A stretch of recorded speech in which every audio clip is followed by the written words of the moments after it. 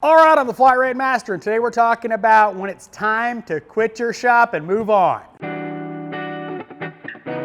I'm sure most of my audience have worked at a shop that, well, you hated working at. So let's talk about some of the signs that you time to move on.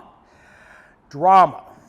When there's a lot of drama in the shop, it adds to your stress. Even if you are completely unattached to that drama, you're not involved, you sit in your corner of the shop, do your job, everything's cool with you.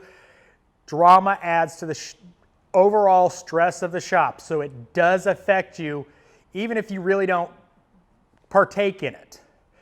If there's excessive drama, probably time to move on. Stealing from you.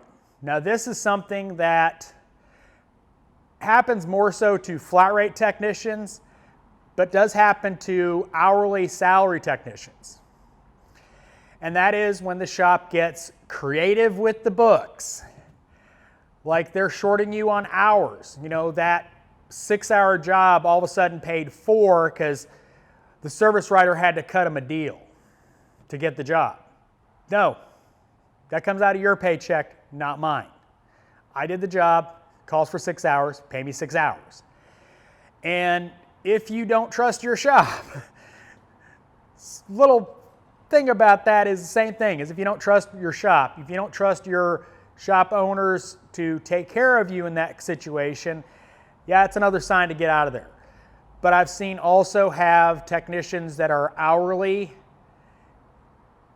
get paid less for some reason. Oh, well, I clocked you out because you were dropping that XYZ, or yeah, you were just sweeping floors, so didn't pay you for that.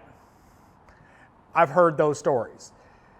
I've also heard of salaried technicians getting docked on their salary because of various reasons, and I've definitely heard of bonuses getting affected, where you've got a step tier bonus and magically the big tier you didn't hit because that job didn't ship, or whatever the reason is, and that happens a lot. It's probably because they're, stealing from you.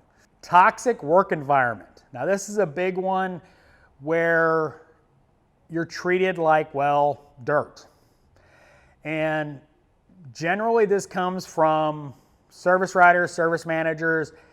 They treat you like you're a child. They treat you like you're stupid. Just a toxic work environment.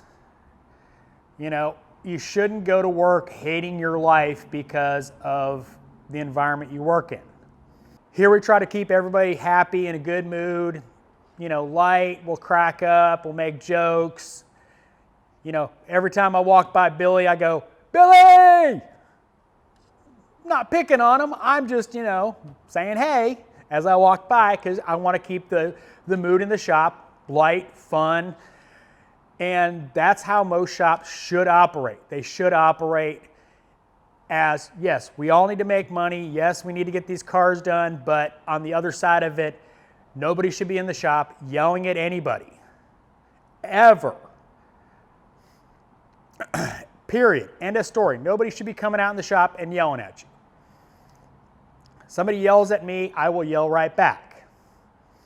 I'm guilty of yelling at people, but not technicians, up.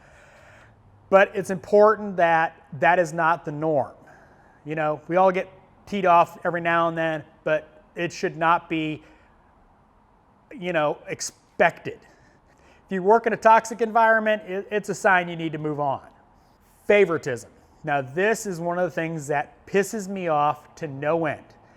Favoritism is just absolutely some of the worst things in this industry. I hate that. I hate it with a passion.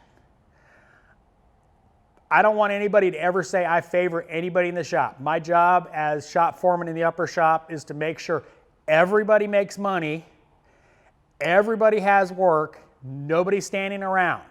Am I perfect at that job? No.